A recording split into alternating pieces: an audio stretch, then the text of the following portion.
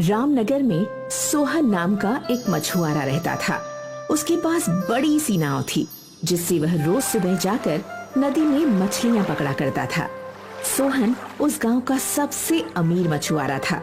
सभी मछुआरे सोहन की इस बात से बहुत जलते थे, लेकिन सोहन रोज सबसे ज्यादा मछलियां पकड़ कर लाता और उन्हें बाजार में ले जाकर बेच देता था।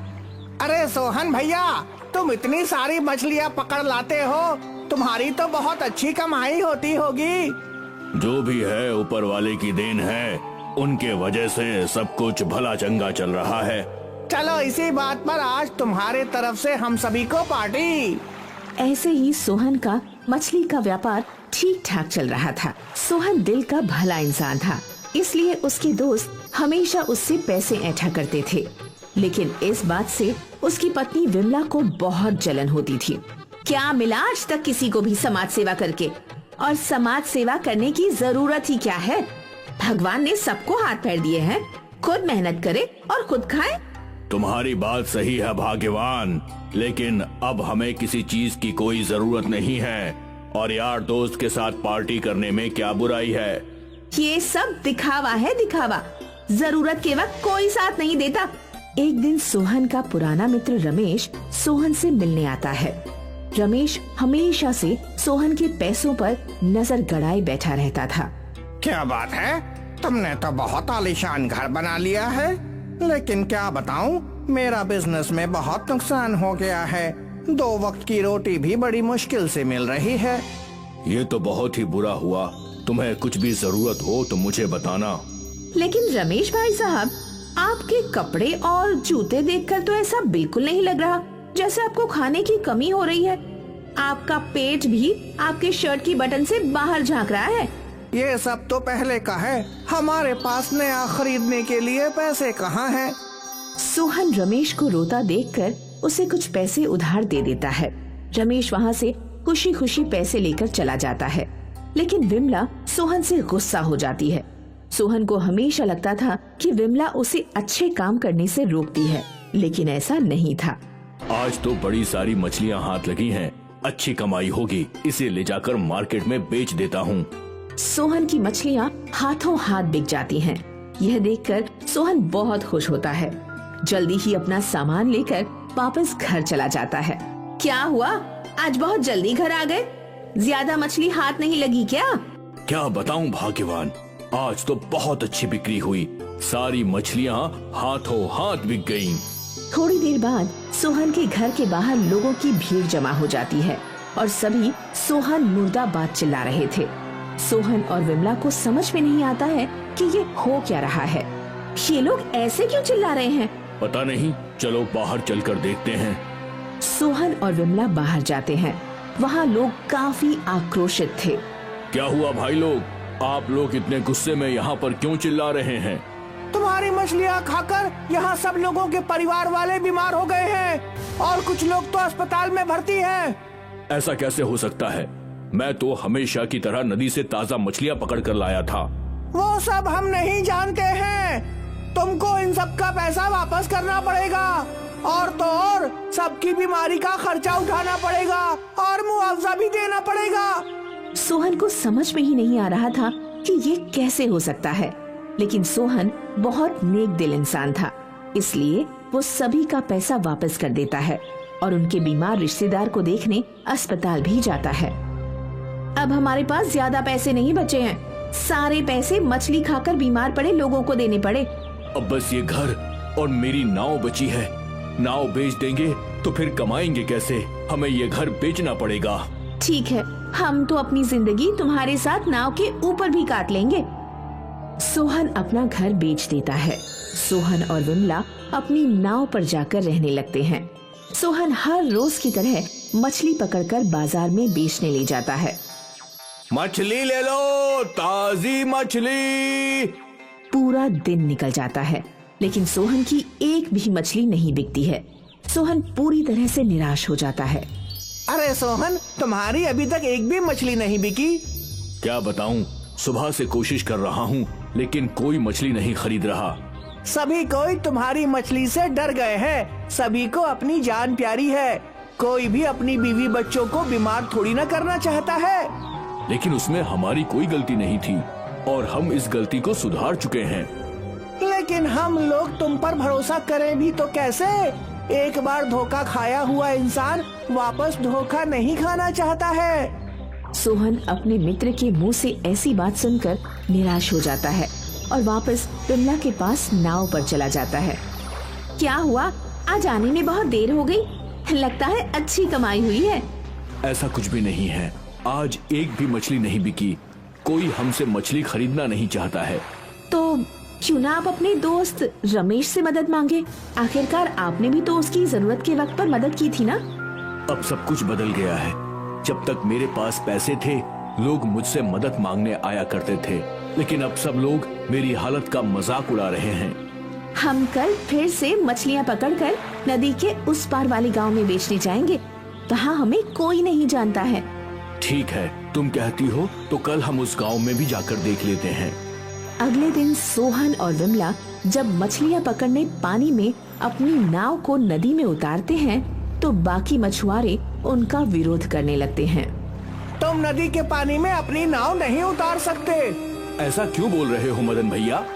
एक बार तुम हम सबकी जान खतरे में डाल चुके हो, लेकिन अब हम ऐसा नहीं करने देंगे। ठीक है, हम अपनी नाव लेकर इस गांव से चले जाते हैं। विमला और सोहन अपनी नाव लेकर नदी में निकल जाते हैं और घंटों तक पानी में चलते रहते हैं। उन्हें आसपास कोई गांव नजर नहीं आता। तभी विमला को पानी में सोने की तरह चमकती हुई एक मछली नजर आती है। विमला तुरंत जाल पानी में डालकर उस सुनहरी मछली को पकड़ लेती है। ये तो कोई जादुई मछली लगती है। इसका रंग तो देखो, सोने की तरह चमक रहा है। अगर सुनहरी मछली को बाजार में बेचेंगे तो अच्छी कीमत मिलेगी। हमें मछली को संभाल कर रखना चाहिए और हम इस मछली का फार्मिंग करेंगे और इसके सुनहरे अंडों को बाजार में बेचेंगे। तुमने वो कहावत नहीं सुनी, सोना देने वाली मुर्गी को काटा नहीं जाता? सही कहा तुमने। विमला और सोहन एक गांव में पहुंचते हैं और वहां पर अपनी नाव बेचकर थोड़ी जमीन खरीदकर वहां पर तालाब बनाते हैं और सुनहरी मछली की फार्मिंग शुरू करते हैं। कुछ ही दिनों में सुनहरी मछली सुनहरे अंडे देती है। हम इस सोने के अंडे को बेचकर ढेर सारे पैसे कमा लेंगे।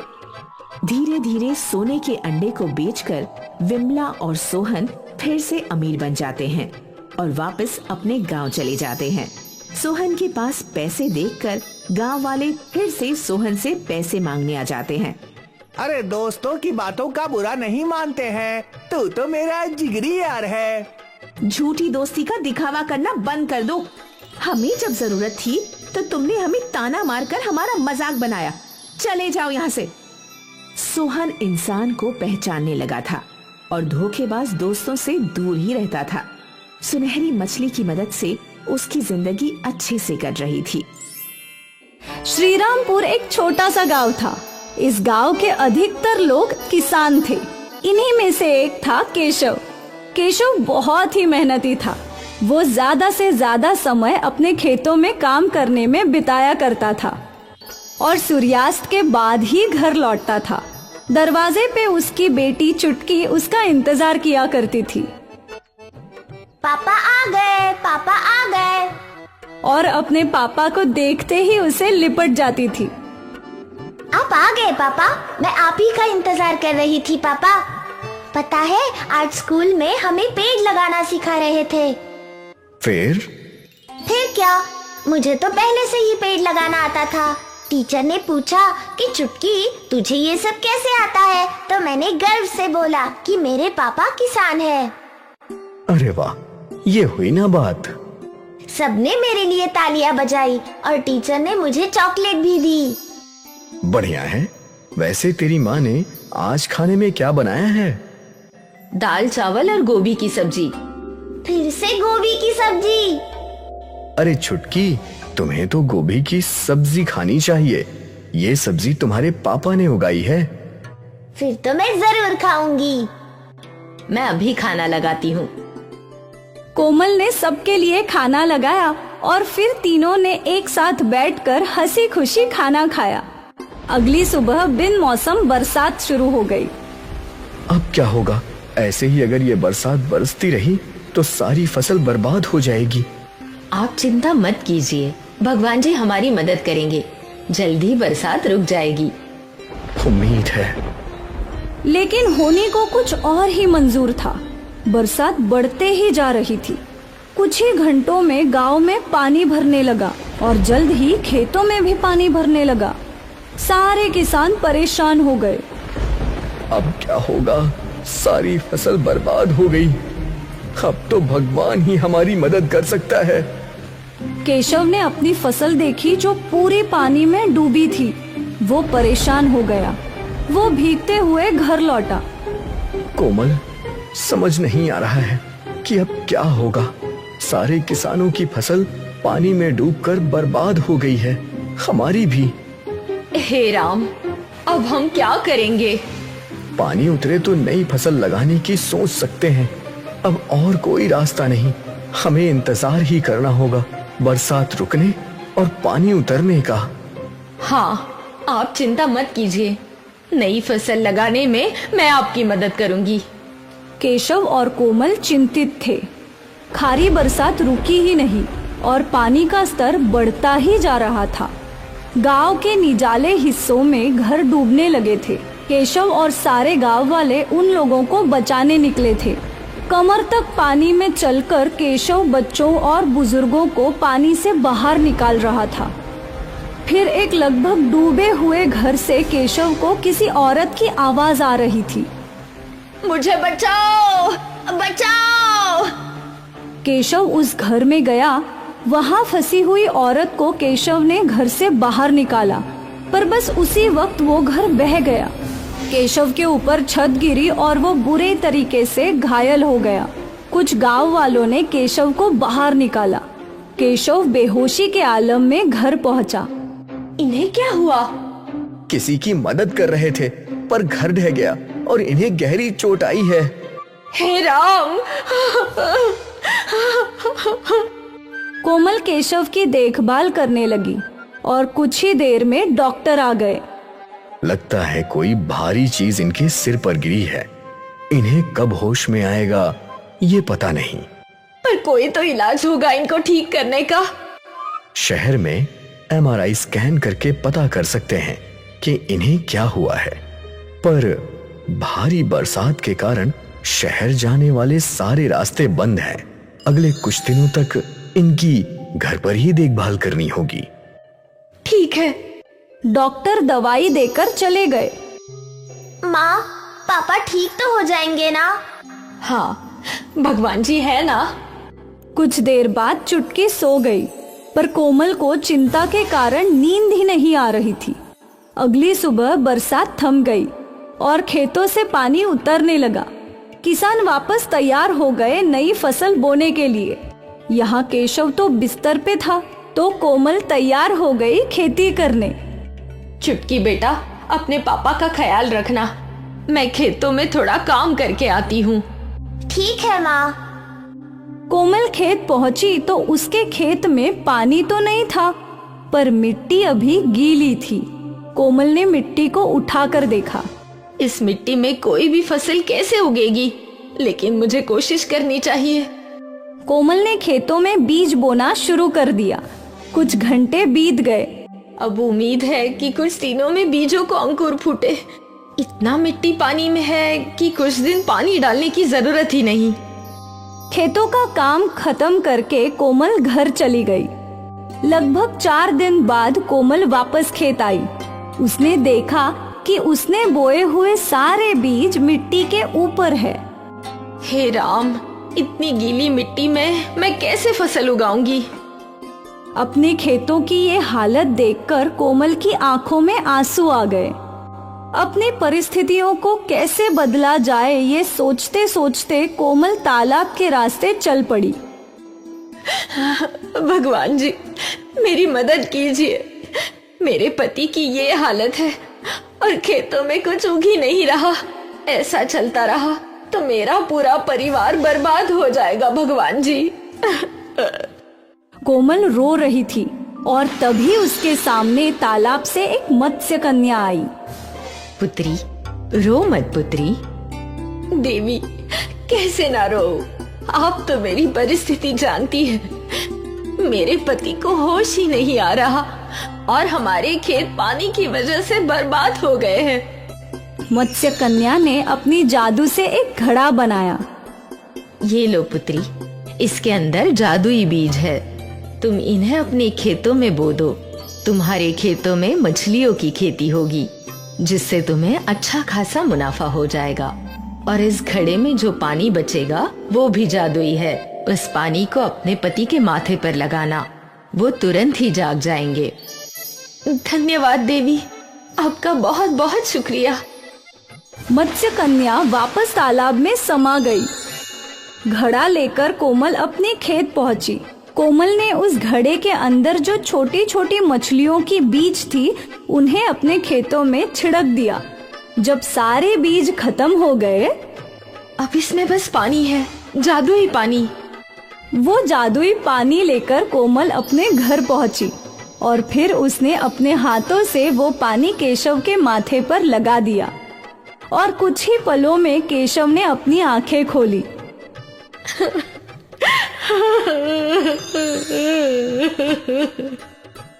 कोमल, छुटकी। पापा। चुटकी ने अपने पिता को गले लगाया। केशव और कोमल की आंखों में अभी भी आंसू थे। मैं कितने दिनों से बेहोश था? 5 दिनों से आपको होश इस जादुई पानी से आ गया है। कोमल ने केशव को जादुई पानी और मत्स्य कन्या की घटना बताई। मछलियों की खेती? हाँ, मैंने बीज बिखेर दिए हैं। ठीक है, खेत चलो, देखते हैं। जब तीनों खेत पहुँचे तो वहाँ जमीन में मछलियाँ लगी हुई थी। ये तो अद्भुत है। हाँ, उस देवी ने कहा था कि इस फसल से हमारा अच्छा खासा मुनाफा होगा। हाँ बिल्कुल। केशव और कोमल ने सारी मछलियाँ जमीन से बाहर निकाली। फिर इन मछलियों को बेचकर उन दोनों का अच्छा खासा मुनाफा हो गया। सोचा नहीं था कि उस बाढ़ के बाद हमको पेट भर के खाना भी नसीब होगा, पर ये देखो, हमें इतने सारे पैसे मिल गए। ये सब उस जादुई मत्स्य कन्या की कृपा है। केशव और कोमल ने उस मत्स्य कन्या का धन्यवाद किया। केशव ने बाढ़ में फंसे लोगों की मदद की और मत्स्य कन्या ने केशव और उसके परिवार की मदद की। इसलिए कहते हैं, कर भला तो हो भला। विष्णु ने अपने समाज के बाहर शादी की थी, इसलिए उसे गांव से दूर रहने की सजा मिली थी। विष्णु अपर्णा अपनी बेटी पल्लवी के साथ खाड़ी के पास रहते थे। रोज सवेरे विष्णु मजदूरी के लिए दूसरे गांव निकल जाया करता था। रास्ते में वो पल्लवी को भी उसके स्कूल छोड़ता था।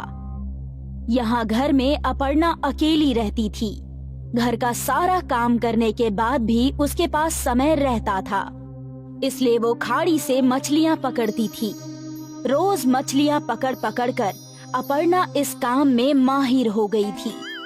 अब वो अपने हाथ से ही मछलियाँ पकड़ सकती थी। ये हुई ना बात, आज तो मछली फ्राई पकाऊंगी। जो भी मछली अपर्णा खाड़ी में पकड़ती थी, उसे वो घर ले जाकर साफ करके पकाया करती थी। खुशबू तो बहुत अच्छी आ रही है, उम्मीद है स्वाद भी अच्छा ही होगा। शाम को जब विष्णु और पल्लवी घर लौटते थे, तो अपर्णा उन्हें खाने के साथ साथ मछली भी देती थी। चक्कर बताओ, आज कैसी बनी है? माँ, इसमें चखना क्या है? आपने बनाई है तो अच्छी ही बनाई होगी। अच्छा, ऐसी बात है? हाँ माँ, मैं जब आपके हाथ से बनी मछली अपने दोस्तों को खिलाती हूँ ना, तो वो लोग पूरा डिब्बा चट कर जाते हैं और फिर बोलते हैं कि तेरी माँ बहुत अच्छी मछली बनाती है। अच्छी बात है। हाँ हाँ, मछली तो तुम बहुत ही अच्छी बनाती हो अपर्णा, इसमें कोई शक नहीं। मछली से याद आया, मैं सोच रही हूँ कि मैं रोज ज्यादा मछलियाँ पकड़कर उन्हें बाजार में बेचूं। इससे मुझे कुछ पैसे भी मिल जाएंगे। हाँ, बेच तो सकती हो, तुम्हें तो मछलियाँ पकड़ना भी आता है। हाँ? तो कल से ही काम की शुरुआत करती हूँ। अगले दिन अपर्णा ने कई सारी मछलियाँ पकड़ी और फिर उन्हें एक टोकरी में रखकर बाजार की तरफ चल पड़ी। ताजा ताजा मछलियाँ, आज की पकड़ी है, बिल्कुल ताजा मछलियाँ हैं। मीठे पानी की मछलियाँ हैं क्या? नहीं दीदी, खारे पानी की मछलियाँ हैं, खाड़ी की। नहीं नहीं, मुझे नहीं चाहिए। कई लोग अपर्णा के पास मछलियाँ देखने आए, लेकिन बहुत ही कम लोगों ने मछलियाँ खरीदी। ये देखकर अपर्णा निराश हो गई। कोई बात नहीं, आज का पहला दिन है, हो सकता है कि कुछ दिनों में मछलियों की बिक्री अच्छी हो। अपर्णा ने खुद को दिलासा दिया और टोकरी लेकर घर की ओर निकल गई। अगले दिन भी अपर्णा ने ताजी मछलियाँ पकड़ी और उन्हें बेचने के लिए बाजार पहुँची। मछलियाँ ले लो, ताजी ताजी मछलियाँ। आज भी वही हाल था, मछलियाँ बिक ही नहीं रही थी। ऐसा कई दिनों तक होता रहा और फिर अपर्णा पूरी तरह निराश हो गई। वो मछलियों की भरी हुई टोकरी लेकर घर पहुंची। उदास होकर उसने खाना पकाया। विष्णु जब घर लौटा तो वो समझ गया था कि उसकी पत्नी का मूड खराब है। क्या बात है अपर्णा? सोचा था कि मछलियाँ बेचकर कुछ पैसे कमा लूंगी, पर मेरी मछलियाँ तो कोई खरीदता ही नहीं। अरे मछलियों के बदले अगर तुम अपना मछली भात बेचती तो सब खरीदते। आप भी ना मेरा मजाक उड़ा रहे हैं। अरे नहीं नहीं, मैं तुम्हारा मजाक क्यों उड़ाऊंगा? मैं सच बोल रहा हूँ। तुम स्वादिष्ट मछली भात बनाती हो और मछलियाँ खुद ही पकड़ती हो, तो तुम दाम भी कम रख सकती हो। एक बार सोच कर देखो। विष्णु ये बात बोलकर घर के बाहर चला गया और अपर्णा इस बात के बारे में सोचने लगी। सभी लोग मेरी मछली भात की तारीफ करते हैं, तो मैं एक बार कोशिश करके देख ही सकती हूँ। मुझे तो वैसे भी पैसे ही कमाने हैं, मछली से कमाऊं या फिर मछली भात से, क्या फर्क पड़ता है। अब अपर्णा के चेहरे पर मुस्कान आई और वो एक और कोशिश करने के लिए तैयार थी। अगले दिन अपर्णा ने ताजी मछलियाँ पकड़ी और फिर उन मछलियों को पकाया। जब सब तैयार हो गया तो अपर्णा ने एक डिब्बे में मछली और दूसरे डिब्बे में भात भर लिया और वो झोला लेकर घर से बाहर निकल गई। अपर्णा बाजार में पहुंची। मछली भात, बस 25 रुपए में मछली भात। मछली भात सुनते ही ग्राहक खींचे चले आए। ताजा मच्छी है ना? हाँ, आज सुबह ही पकड़ी है। ठीक है, मुझे एक प्लेट दे दो। अपर्णा ने उस आदमी को एक प्लेट मछली भात दी। वो आदमी वहीं खड़े रहकर खाने लगा। उसकी मछली की खुशबू फैलने लगी और कई और ग्राहक अपर्णा के पास आए। मुझे भी एक प्लेट देना। जी। जैसे जैसे ग्राहक आते जा रहे थे, अपर्णा सभी को मछली भात देती जा रही थी। वो खुश थी। हर प्लेट के उसे 25 रुपए मिल रहे थे और थोड़ी देर में ही उसका सारा मछली भात खत्म हो गया और वो अपने घर की ओर चल पड़ी। शाम को जब विष्णु घर आया तो अपर्णा ने विष्णु के सामने जलेबी रखी। जलेबी? अरे ये किस खुशी में? तुम खाओ तो बताती हूँ। तीनों जलेबी खा रहे थे और अपर्णा ने विष्णु को आज का किस्सा सुनाया। मैं नहीं कहता था कि तुम्हारा मछली भात बहुत बिकेगा। अब लाओ, मुझे भी मछली भात खिलाओ। अरे रे, वो तो सारा बिक गया। क्या? और उस दिन से अपर्णा के मछली भात का व्यापार चल पड़ा। लोग इंतजार करते थे कि कब अपर्णा बाजार आएगी। अरे वो देखो, मछली भात वाली आ गई। उसके आते ही उसके आसपास भीड़ जमा हो जाया करती थी। अपने कमाए हुए पैसों से अपर्णा ने घर की मरम्मत करवाई। विष्णु भी अपर्णा का हाथ बटाता था मछली भात बनाकर बेचने में। विष्णु ने मजदूरी करनी छोड़ दी। मियाँ बीवी मिलकर मछली भात बेचते थे। बाजार में उनकी दुकान भी खुल गई थी। मछली भात का बिजनेस चल पड़ा और थोड़े ही दिनों में पूरे गांव में अपर्णा मछली भात वाली मशहूर हो गई। अब उसका पूरा परिवार इसी काम में उसका हाथ बटाने लगा। रामनगर में सोहन नाम का एक मछुआरा रहता था। उसके पास बड़ी सी नाव थी। जिससे वह रोज सुबह जाकर नदी में मछलियाँ पकड़ा करता था। सोहन उस गांव का सबसे अमीर मछुआरा था। सभी मछुआरे सोहन की इस बात से बहुत जलते थे, लेकिन सोहन रोज सबसे ज्यादा मछलियाँ पकड़ कर लाता और उन्हें बाजार में ले जाकर बेच देता था। अरे सोहन भैया, तुम इतनी सारी मछलियाँ पकड़ लाते हो, तुम्हारी तो बहुत अच्छी कमाई होती होगी। जो भी है ऊपर वाले की देन है, उनके वजह से सब कुछ भला चंगा चल रहा है। चलो इसी बात पर आज तुम्हारे तरफ से हम सभी को पार्टी।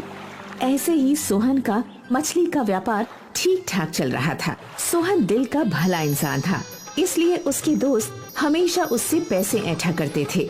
लेकिन इस बात से उसकी पत्नी विमला को बहुत जलन होती थी। क्या मिला आज तक किसी को भी समाज सेवा करके? और समाज सेवा करने की जरूरत ही क्या है? भगवान ने सबको हाथ पैर दिए हैं, खुद मेहनत करे और खुद खाए। तुम्हारी बात सही है भाग्यवान, लेकिन अब हमें किसी चीज की कोई जरूरत नहीं है, और यार दोस्त के साथ पार्टी करने में क्या बुराई है? ये सब दिखावा है, दिखावा। जरूरत के वक्त कोई साथ नहीं देता। एक दिन सोहन का पुराना मित्र रमेश सोहन से मिलने आता है। रमेश हमेशा से सोहन के पैसों पर नजर गड़ाए बैठा रहता था। क्या बात है, तुमने तो बहुत आलीशान घर बना लिया है, लेकिन क्या बताऊं, मेरा बिजनेस में बहुत नुकसान हो गया है। 2 वक्त की रोटी भी बड़ी मुश्किल से मिल रही है। ये तो बहुत ही बुरा हुआ। तुम्हें कुछ भी जरूरत हो तो मुझे बताना। लेकिन रमेश भाई साहब, आपके कपड़े और जूते देखकर तो ऐसा बिल्कुल नहीं लग रहा जैसे आपको खाने की कमी हो रही है। आपका पेट भी आपके शर्ट की बटन से बाहर झांक रहा है। ये सब तो पहले का है, हमारे पास नया खरीदने के लिए पैसे कहाँ हैं? सोहन रमेश को रोता देखकर उसे कुछ पैसे उधार दे देता है। रमेश वहाँ से खुशी खुशी पैसे लेकर चला जाता है, लेकिन विमला सोहन से गुस्सा हो जाती है। सोहन को हमेशा लगता था कि विमला उसे अच्छे काम करने से रोकती है, लेकिन ऐसा नहीं था। आज तो बड़ी सारी मछलियाँ हाथ लगी हैं, अच्छी कमाई होगी, इसे ले जाकर मार्केट में बेच देता हूँ। सोहन की मछलियाँ हाथों हाथ बिक जाती हैं। यह देखकर सोहन बहुत खुश होता है। जल्दी ही अपना सामान लेकर वापस घर चला जाता है। क्या हुआ, आज बहुत जल्दी घर आ गए? ज्यादा मछली हाथ नहीं लगी क्या? क्या बताऊं भाग्यवान, आज तो बहुत अच्छी बिक्री हुई। सारी मछलियाँ हाथों हाथ बिक गयीं। थोड़ी देर बाद सोहन के घर के बाहर लोगों की भीड़ जमा हो जाती है और सभी सोहन मुर्दाबाद चिल्ला रहे थे। सोहन और विमला को समझ में नहीं आता है कि ये हो क्या रहा है। ये लोग ऐसे क्यों चिल्ला रहे हैं? पता नहीं, चलो बाहर चलकर देखते हैं। सोहन और विमला बाहर जाते हैं। वहाँ लोग काफी आक्रोशित थे।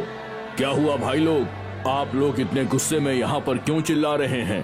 तुम्हारी मछलियाँ खाकर यहाँ सब लोगों के परिवार वाले बीमार हो गए हैं और कुछ लोग तो अस्पताल में भर्ती हैं। ऐसा कैसे हो सकता है?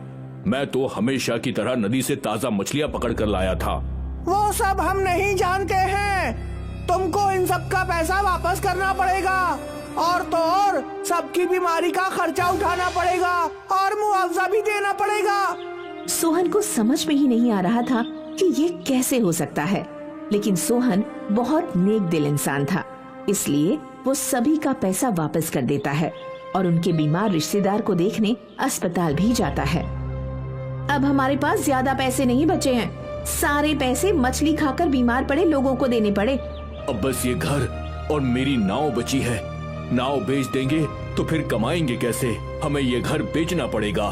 ठीक है, हम तो अपनी जिंदगी तुम्हारे साथ नाव के ऊपर भी काट लेंगे। सोहन अपना घर बेच देता है। सोहन और विमला अपनी नाव पर जाकर रहने लगते हैं। सोहन हर रोज की तरह मछली पकड़कर बाजार में बेचने ले जाता है। मछली ले लो, ताजी मछली। पूरा दिन निकल जाता है, लेकिन सोहन की एक भी मछली नहीं बिकती है। सोहन पूरी तरह से निराश हो जाता है। अरे सोहन, तुम्हारी अभी तक एक भी मछली नहीं बिकी। क्या बताऊं, सुबह से कोशिश कर रहा हूं, लेकिन कोई मछली नहीं खरीद रहा। सभी कोई तुम्हारी मछली से डर गए हैं। सभी को अपनी जान प्यारी है। कोई भी अपनी बीवी बच्चों को बीमार थोड़ी ना करना चाहता है। लेकिन उसमें हमारी कोई गलती नहीं थी और हम इस गलती को सुधार चुके हैं। लेकिन हम लोग तुम पर भरोसा करें भी तो कैसे? एक बार धोखा खाया हुआ इंसान वापस धोखा नहीं खाना चाहता है। सोहन अपने मित्र के मुंह से ऐसी बात सुनकर निराश हो जाता है और वापस विमला के पास नाव पर चला जाता है। क्या हुआ? आज आने में बहुत देर हो गई। लगता है अच्छी कमाई हुई है। ऐसा कुछ भी नहीं है। आज एक भी मछली नहीं बिकी। कोई हमसे मछली खरीदना नहीं चाहता है। तो क्यों ना आप अपने दोस्त रमेश से मदद मांगे? आखिरकार आपने भी तो उसकी जरूरत के वक्त पर मदद की थी ना। अब सब कुछ बदल गया है। जब तक मेरे पास पैसे थे लोग मुझसे मदद मांगने आया करते थे, लेकिन अब सब लोग मेरी हालत का मजाक उड़ा रहे हैं। हम कल फिर से मछलियाँ पकड़कर नदी के उस पार वाले गांव में बेचने जाएंगे। वहाँ हमें कोई नहीं जानता है। ठीक है, तुम कहती हो तो कल हम उस गांव में भी जाकर देख लेते हैं। अगले दिन सोहन और विमला जब मछलियाँ पकड़ने पानी में अपनी नाव को नदी में उतारते हैं तो बाकी मछुआरे उनका विरोध करने लगते हैं। तुम नदी के पानी में अपनी नाव नहीं उतार सकते। ऐसा क्यों बोल रहे हो मदन भैया? एक बार तुम हम सबकी जान खतरे में डाल चुके हो, लेकिन अब हम ऐसा नहीं करने देंगे। ठीक है, हम अपनी नाव लेकर इस गांव से चले जाते हैं। विमला और सोहन अपनी नाव लेकर नदी में निकल जाते हैं और घंटों तक पानी में चलते रहते हैं। उन्हें आसपास कोई गांव नजर नहीं आता। तभी विमला को पानी में सोने की तरह चमकती हुई एक मछली नजर आती है। विमला तुरंत जाल पानी में डालकर उस सुनहरी मछली को पकड़ लेती है। ये तो कोई जादुई मछली लगती है। इसका रंग तो देखो, सोने की तरह चमक रहा है। अगर सुनहरी मछली को बाजार में बेचेंगे तो अच्छी कीमत मिलेगी। हमें मछली को संभाल कर रखना चाहिए और हम इस मछली का फार्मिंग करेंगे और इसके सुनहरे अंडों को बाजार में बेचेंगे। तुमने वो कहावत नहीं सुनी, सोना देने वाली मुर्गी को काटा नहीं जाता? सही कहा तुमने। विमला और सोहन एक गांव में पहुंचते हैं और वहां पर अपनी नाव बेचकर थोड़ी जमीन खरीदकर वहां पर तालाब बनाते हैं और सुनहरी मछली की फार्मिंग शुरू करते हैं। कुछ ही दिनों में सुनहरी मछली सुनहरे अंडे देती है। हम इस सोने के अंडे को बेचकर ढेर सारे पैसे कमा लेंगे। धीरे धीरे सोने के अंडे को बेचकर विमला और सोहन फिर से अमीर बन जाते हैं और वापस अपने गांव चले जाते हैं। सोहन के पास पैसे देखकर गांव वाले फिर से सोहन से पैसे मांगने आ जाते हैं। अरे दोस्तों की बातों का बुरा नहीं मानते हैं, तू तो मेरा जिगरी यार है। झूठी दोस्ती का दिखावा करना बंद कर दो। हमें जब जरूरत थी तो तुमने हमें ताना मारकर हमारा मजाक बनाया। चले जाओ यहाँ से। सोहन इंसान को पहचानने लगा था और धोखेबाज दोस्तों से दूर ही रहता था। सुनहरी मछली की मदद से उसकी जिंदगी अच्छे से कट रही थी। वसई गांव में एक पढ़ा लिखा नौजवान था, योगेश। योगेश की शादी उसी के गांव की एक लड़की शेवंता से हुई थी। शेवंता एक मच्छी मार परिवार से थी। शादी के बाद दोनों बहुत खुश थे। शेवंता योगेश को रोज टिफिन दिया करती थी और योगेश रोज अपने दफ्तर चला जाया करता था। इनकी जिंदगी अच्छी कट रही थी और फिर 2 साल बाद शेवंता ने एक बेटे को जन्म दिया। अब दोनों की खुशियों का ठिकाना नहीं था, लेकिन एक दिन योगेश हाथों में एक चिट्ठी लेकर घर लौटा और वो उस चिट्ठी को पकड़कर रोने लगा। काय झाला? तुम काय को रो रहे हो? मेरी नौकरी। क्या हुआ नौकरी को? मैं जहाँ काम करता था वो कंपनी बंद हो गई और अगर भाई, लेकिन तुम रो मत। हाँ, तुमको कोई और नौकरी जरूर मिल जाएगी। लेकिन अब घर का खर्चा कैसे चलेगा? योगेश फूट फूट कर रोने लगा और पूरा दिन काम करते करते शेवंता सिर्फ अब घर खर्च के बारे में ही सोच रही थी। और रात को सोते समय, तुम फिक्र मत करो, मैं कुछ न कुछ जरूर कर लेगी। और फिर तुम भी दूसरी नौकरी ढूंढ ही रहे हो ना। ये बुरा वक्त है, जल्दी ही बीत जाएगा। और अगले दिन सुबह सुबह शेवंता मच्छी खरीदने दरिया के पास पहुंची। उसने मछुआरों से मछलियां खरीदी और उन्हें पैसे दे दिए और फिर गांव लौटकर मछली वाली ताजी ताजी मच्छी ले लो। शेवंता गांव-गांव घूमकर मछलियां बेचने लगी। उसे दिन भर में अच्छे खासे पैसे मिल जाया करते थे। मिले हुए पैसे में से शेवंता कुछ पैसे अपने घर खर्च के लिए रखती थी और कुछ पैसे अलग से संभाल कर रख दिया करती थी। शिव भी रोज तैयार होकर काम की तलाश में निकल जाया करता था, लेकिन रोज निराश घर लौटता था। ये सिलसिला कई महीनों तक चलता रहा। शेवंता रोज मछलियां बेचा करती थी। मछली वाली ताजी ताजी मच्छी ले लो। और फिर शाम को जब योगेश निराश बैठा करता था तो वो उसे तेल की मालिश किया करती थी। एक दिन शेवंता ने देखा कि उसके जमाए हुए पैसे अच्छे खासे हो चुके थे। वो योगेश के पास गई। मैं क्या कहती है, तुमको नौकरी ये क्यों करनी है? तुम कोई व्यापार क्यों नहीं करते? व्यापार करने में पूंजी लगती है, वो कहाँ से लाऊंगा? शेवंता वो बचाए हुए पैसे ले आई। ये मैंने जमाए हैं, तुम इससे अपना व्यापार शुरू कर सकते हो। शेवंता के जमाए हुए पैसे देखकर योगेश की आंखें भर आईं। और फिर योगेश ने गांव में एक दुकान खोली। इसके बाद योगेश और शेवंता की आर्थिक स्थिति धीरे धीरे बेहतर होने लगी। और फिर शेवंता ने गांव में घूम घूम कर मछलियां बेचना भी बंद कर दिया। इस कहानी ने हमें ये सिखाया कि कोशिश करने वालों की कभी हार नहीं होती।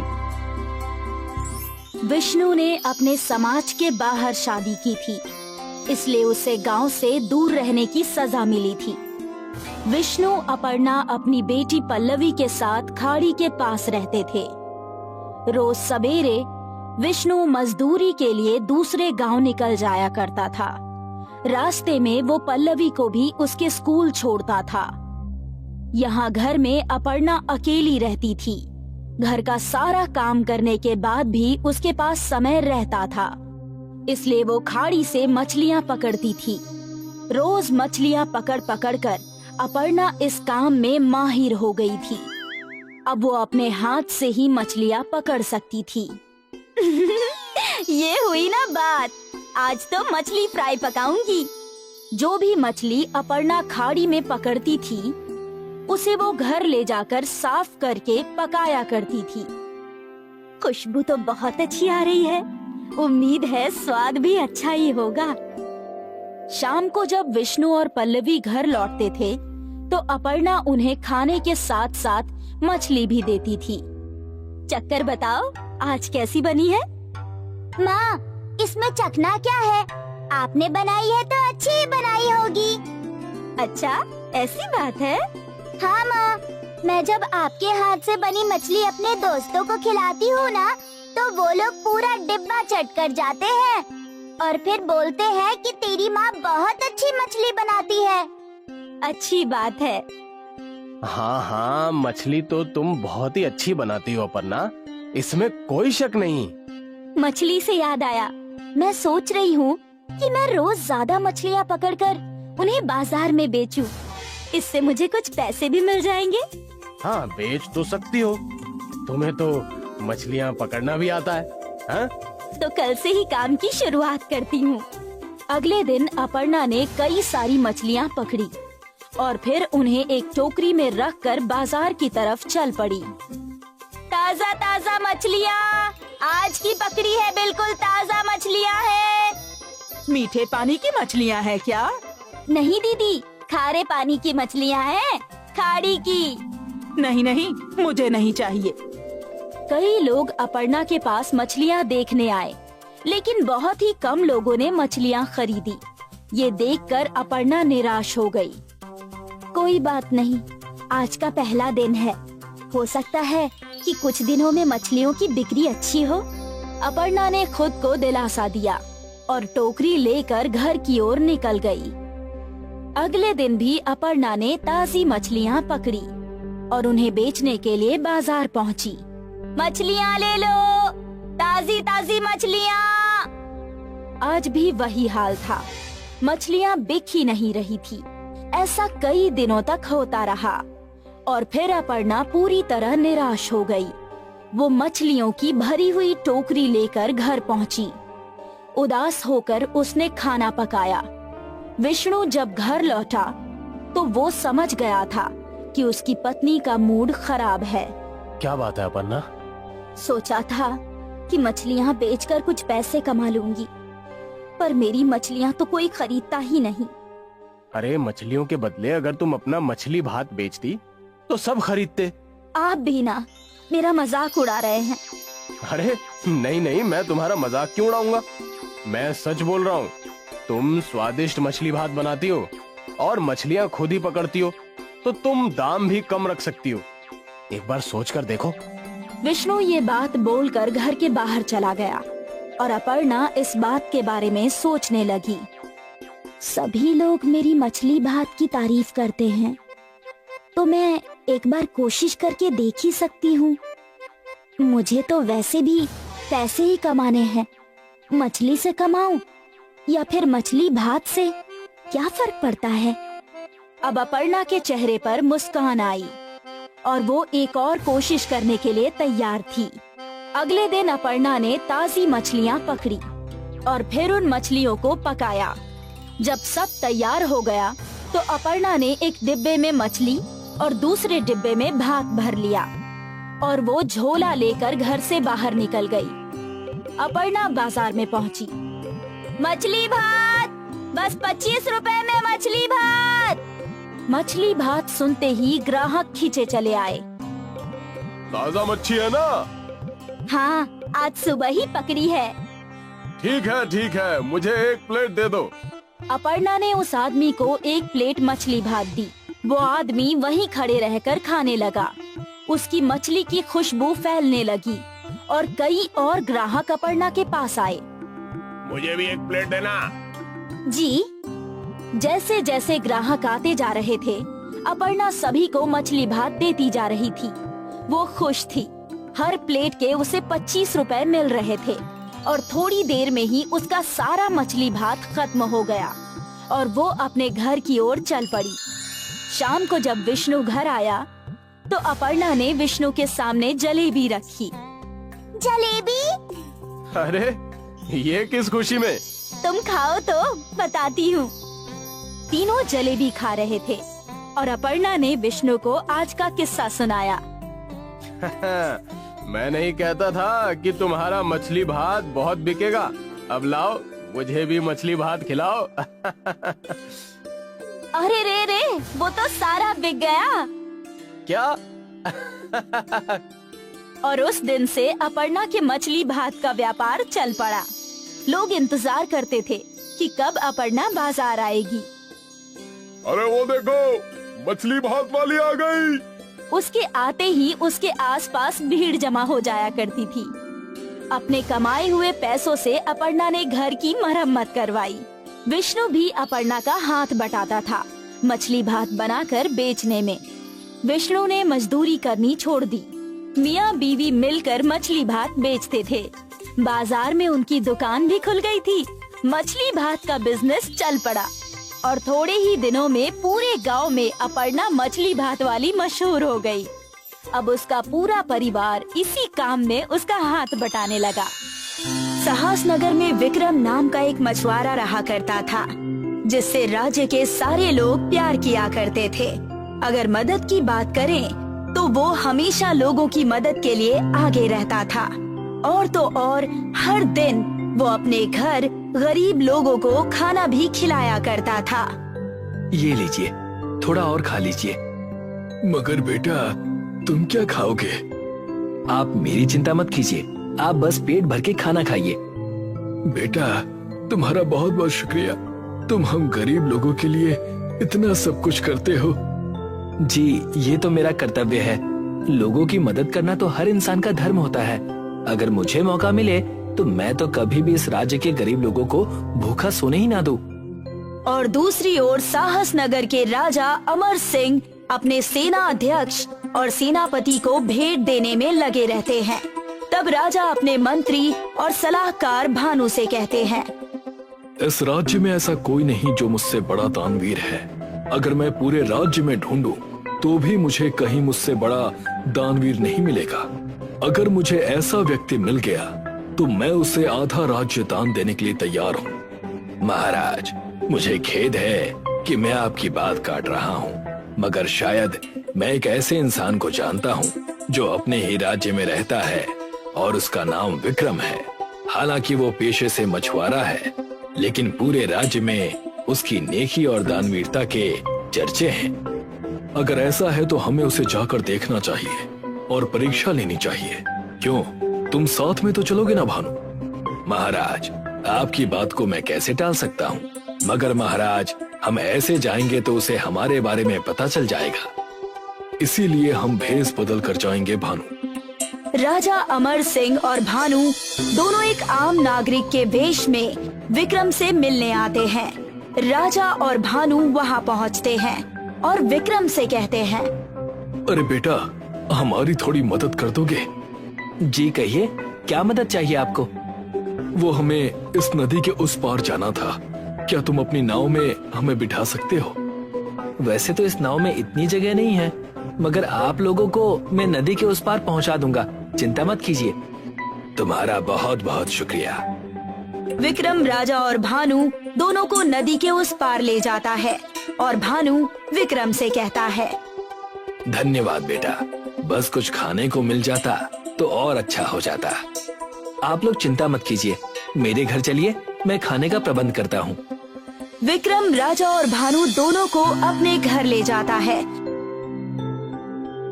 और खाना बनाकर उन्हें परोसता है। विक्रम, तुम भी हमारे साथ बैठकर खाना खाओ। वो खाना बस इतना ही था आज, मैं कल खाना खा लूंगा। आप बस पेट भरकर खाना खा लीजिए, मेरा पेट उसी से भर जाएगा।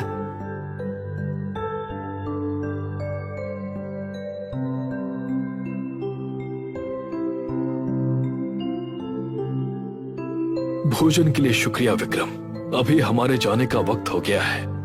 अभी आप कहाँ जाएंगे? अभी तो बहुत समय हो गया है, आज आप यहीं सो जाइए।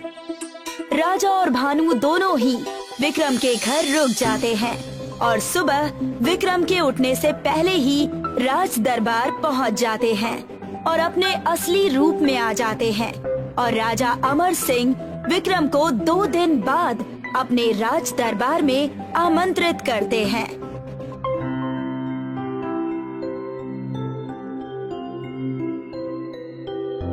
आओ विक्रम, आओ, स्वागत है तुम्हारा इस दरबार में। आपका धन्यवाद महाराज, पर क्या मैं जान सकता हूँ कि मुझे यहाँ क्यों बुलाया गया है?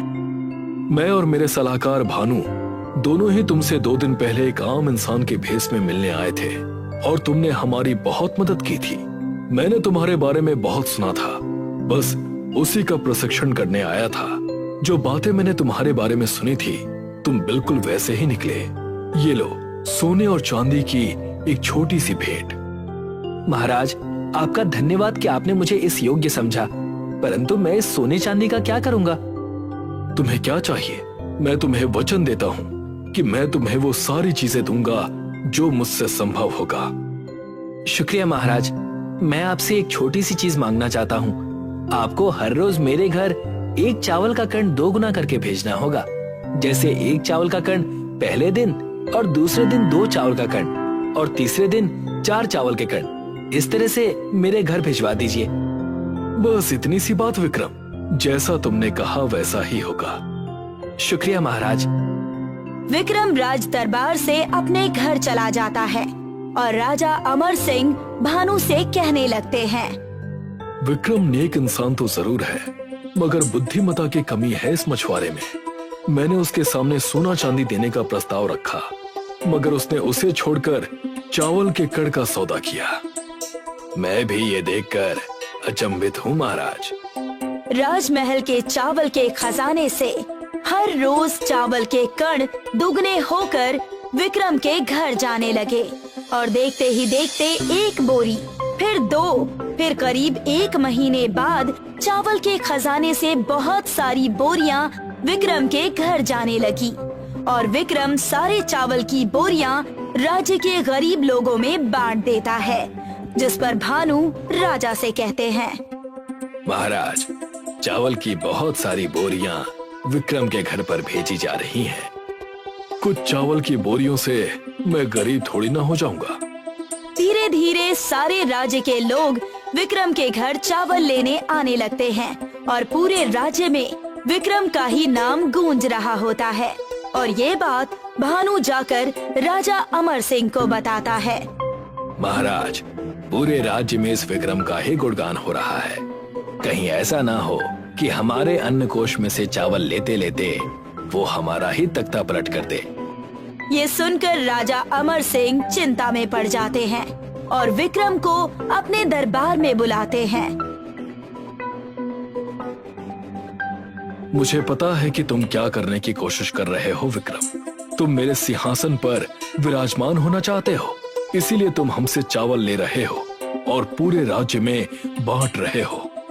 अगर ऐसा है महाराज, तो आप मुझे चावल भेजना बंद कर दीजिए और उसकी जगह कुछ और भेजना शुरू कर दीजिए। भानु ये सुनकर राजा के पास जाकर उनके कान में कहते हैं कि महाराज ने इसकी ये मांग नहीं मानी तो ये उनके वचन से मुकरना माना जाएगा। ये सुनकर राजा उसकी बात मान लेते हैं। ठीक है, कहो तुम्हें चावल के बदले क्या चाहिए, मैं तुम्हें वो भी देने के लिए तैयार हूँ। जिस तरीके से आप मुझे चावल दे रहे थे, उसी तरीके से चावल की जगह दाल भेज दिया कीजिए। और जिस तरीके से चावल विक्रम को भेजा करते थे, उसी तरीके से दाल भी उसके घर जाने लगती है।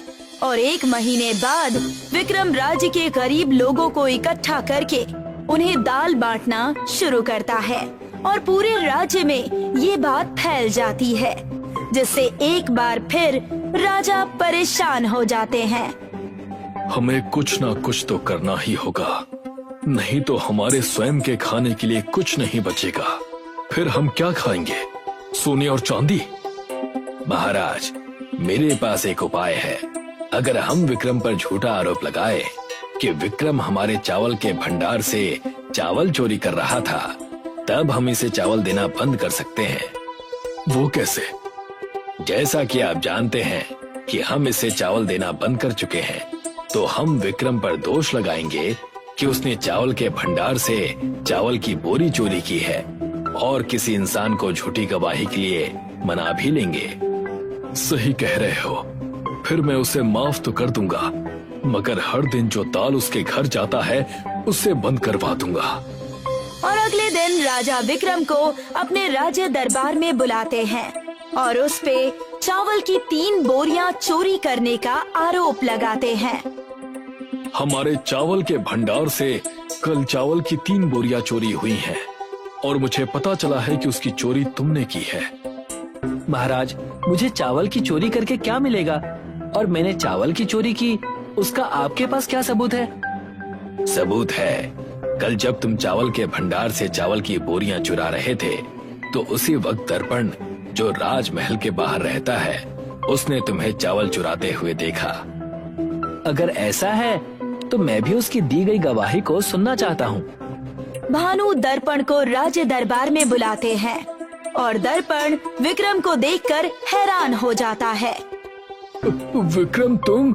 मुझे पता होता कि मुझे तुम्हारे खिलाफ झूठी गवाही देनी है तो मैं कभी इस बात के लिए राजी नहीं होता। जब मेरे और मेरे परिवार के पास खाने के लिए कुछ नहीं था, तब विक्रम ने ही हमें हर दिन का खाना और पानी की सुविधा दी थी। मगर तुम यहाँ कर क्या रहे हो? मुझे राजा जी के सलाहकार भानु ने तुम्हारे खिलाफ झूठी गवाही देने के लिए कहा था, मगर मुझे पता नहीं था कि वो इंसान तुम हो। विक्रम, मुझे क्षमा कर दो। ये सुनकर राजा और भानु दोनों अपनी गलती मान लेते हैं। मुझे क्षमा कर देना विक्रम। मुझे लगा कि तुम मेरे द्वारा दिए गए चावल और दाल को लेकर उसका इस्तेमाल मेरे खिलाफ ही करोगे। इसकी कोई जरूरत नहीं है महाराज। अगर मुझे सत्ता चाहिए होती या मुझे अमीर बनना होता, तो जब आप मुझे सोना चांदी दे रहे थे, तभी मैं सारे सोने और चांदी को मांग लेता। मैं तो बस एक मछुआरा हूँ जो लोगों की सेवा करना चाहता है। आपका बहुत बहुत शुक्रिया महाराज। आपने जो चावल और दाल मुझे दिए थे, उसके कारण आज पूरे नगर में कोई भी खाली पेट नहीं सोता। सच में आज तक तुम जैसा नेक और दानवीर मछुआरा कहीं नहीं देखा। तुमने मुझे आज सिखाया कि दानवीर का दिल उसकी असली पहचान होती है, जिसका परिचय वो दूसरों की मुश्किलों में उनकी मदद करके दिखाता है। राजा अमर सिंह विक्रम को मंत्री के पद पर बिठा देते हैं और विक्रम आगे से चावल और दाल लेने से मना कर देता है और साहस नगर में कभी किसी को किसी भी चीज की कमी नहीं होती। श्रीरामपुर एक छोटा सा गांव था। इस गांव के अधिकतर लोग किसान थे। इन्हीं में से एक था केशव। केशव बहुत ही मेहनती था।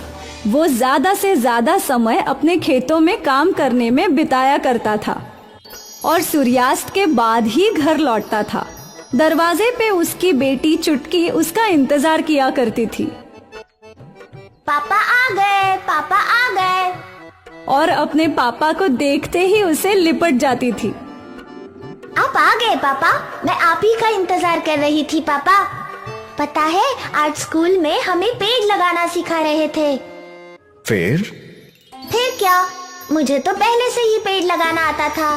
टीचर ने पूछा कि चुटकी तुझे ये सब कैसे आता है, तो मैंने गर्व से बोला कि मेरे पापा किसान है। अरे वाह, ये हुई ना बात। सबने मेरे लिए तालियां बजाई और टीचर ने मुझे चॉकलेट भी दी। बढ़िया है। वैसे तेरी माँ ने आज खाने में क्या बनाया है? दाल चावल और गोभी की सब्जी। फिर से गोभी की सब्जी? अरे छुटकी, तुम्हें तो गोभी की सब्जी खानी चाहिए। ये सब्जी तुम्हारे पापा ने उगाई है। फिर तो मैं जरूर खाऊंगी। मैं अभी खाना लगाती हूँ। कोमल ने सबके लिए खाना लगाया और फिर तीनों ने एक साथ बैठकर हंसी खुशी खाना खाया। अगली सुबह बिन मौसम बरसात शुरू हो गई। अब क्या होगा? ऐसे ही अगर ये बरसात बरसती रही तो सारी फसल बर्बाद हो जाएगी। आप चिंता मत कीजिए, भगवान जी हमारी मदद करेंगे। जल्दी बरसात रुक जाएगी। उम्मीद है। लेकिन होने को कुछ और ही मंजूर था। बरसात बढ़ते ही जा रही थी। कुछ ही घंटों में गांव में पानी भरने लगा और जल्द ही खेतों में भी पानी भरने लगा। सारे किसान परेशान हो गए। अब क्या होगा? सारी फसल बर्बाद हो गई। अब तो भगवान ही हमारी मदद कर सकता है। केशव ने अपनी फसल देखी जो पूरी पानी में डूबी थी। वो परेशान हो गया। वो भीगते हुए घर लौटा। कोमल, समझ नहीं आ रहा है कि अब क्या होगा। सारे किसानों की फसल पानी में डूबकर बर्बाद हो गई है, हमारी भी। हे राम, अब हम क्या करेंगे? पानी उतरे तो नई फसल लगाने की सोच सकते हैं। अब और कोई रास्ता नहीं। हमें इंतजार ही करना होगा बरसात रुकने और पानी उतरने का। हाँ, आप चिंता मत कीजिए। नई फसल लगाने में मैं आपकी मदद करूंगी। केशव और कोमल चिंतित थे। खारी बरसात रुकी ही नहीं और पानी का स्तर बढ़ता ही जा रहा था। गांव के निजाले हिस्सों में घर डूबने लगे थे। केशव और सारे गांव वाले उन लोगों को बचाने निकले थे। कमर तक पानी में चलकर केशव बच्चों और बुजुर्गों को पानी से बाहर निकाल रहा था। फिर एक लगभग डूबे हुए घर से केशव को किसी औरत की आवाज आ रही थी। मुझे बचाओ, बचाओ। केशव उस घर में गया। वहाँ फंसी हुई औरत को केशव ने घर से बाहर निकाला, पर बस उसी वक्त वो घर बह गया। केशव के ऊपर छत गिरी और वो बुरे तरीके से घायल हो गया। कुछ गांव वालों ने केशव को बाहर निकाला। केशव बेहोशी के आलम में घर पहुंचा। इन्हें क्या हुआ? किसी की मदद कर रहे थे पर घर ढह गया और इन्हें गहरी चोट आई है। हे राम! कोमल केशव की देखभाल करने लगी और कुछ ही देर में डॉक्टर आ गए। लगता है कोई भारी चीज इनके सिर पर गिरी है। इन्हें कब होश में आएगा ये पता नहीं। पर कोई तो इलाज होगा इनको ठीक करने का। शहर में MRI स्कैन करके पता कर सकते हैं कि इन्हें क्या हुआ है, पर भारी बरसात के कारण शहर जाने वाले सारे रास्ते बंद हैं। अगले कुछ दिनों तक इनकी घर पर ही देखभाल करनी होगी। ठीक है। डॉक्टर दवाई देकर चले गए। माँ, पापा ठीक तो हो जाएंगे ना? हाँ, भगवान जी है ना। कुछ देर बाद चुटकी सो गई, पर कोमल को चिंता के कारण नींद ही नहीं आ रही थी। अगली सुबह बरसात थम गई और खेतों से पानी उतरने लगा। किसान वापस तैयार हो गए नई फसल बोने के लिए। यहाँ केशव तो बिस्तर पे था, तो कोमल तैयार हो गई खेती करने। चुटकी बेटा, अपने पापा का ख्याल रखना। मैं खेतों में थोड़ा काम करके आती हूँ। ठीक है माँ।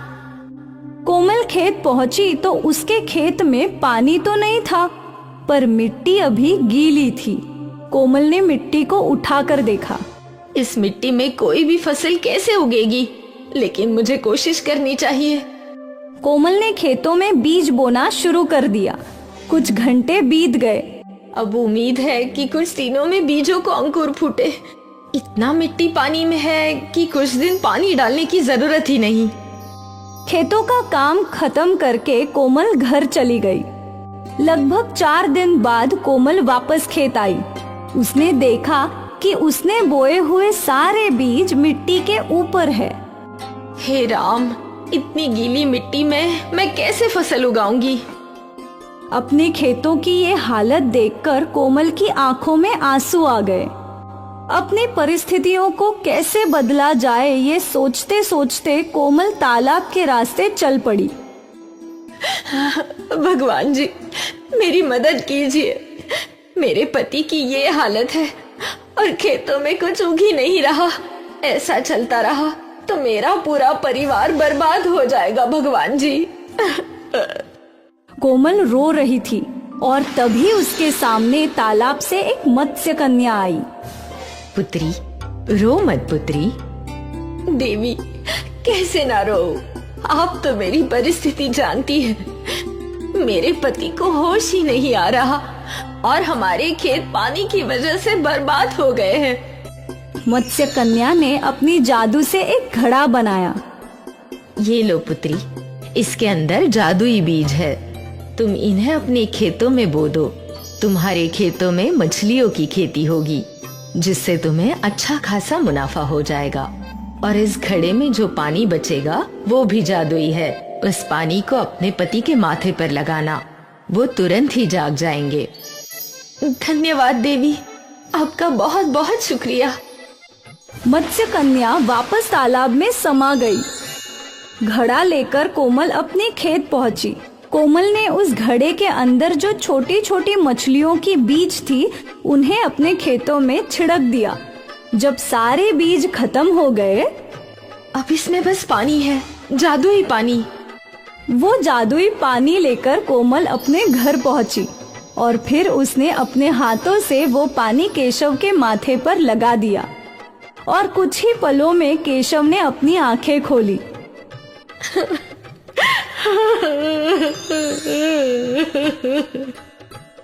कोमल, छुटकी।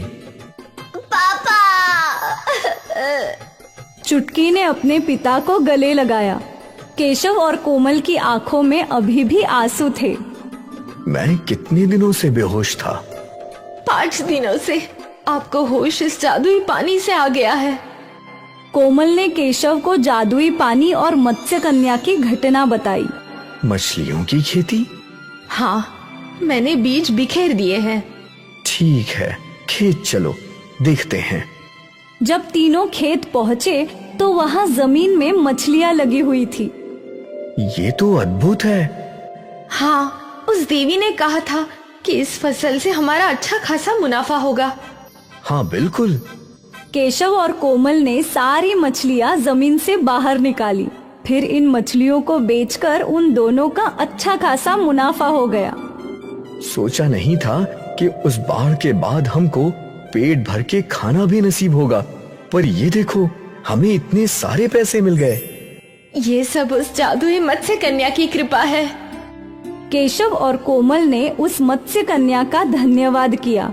केशव ने बाढ़ में फंसे लोगों की मदद की और मत्स्य कन्या ने केशव और उसके परिवार की मदद की। इसलिए कहते हैं, कर भला तो हो भला।